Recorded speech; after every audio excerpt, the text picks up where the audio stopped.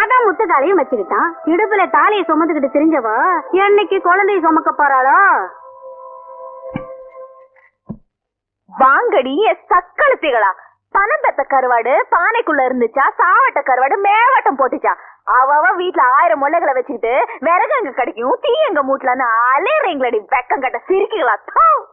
புருஷனுக்கு சோத்த போட்டுட்டு கொல்லப்புறம் போய் கள்ள புருஷனோட கடந்தவளக புள்ள இருக்க போறேன்னு சொல்லிவிட்டு காவக்காரன் கூட ஓடையில மல்லு கட்டி கடந்தவளெல்லாம் பேச வந்துட்டால. பேச பெருசா அடியே, நான் என் மாமன் கூட படுப்பேன், ஏந்திருப்பேன், என்ன வேணாலும் பண்ணுவேன். எனக்கு உறவு இருக்கு, உரிமை இருக்கு.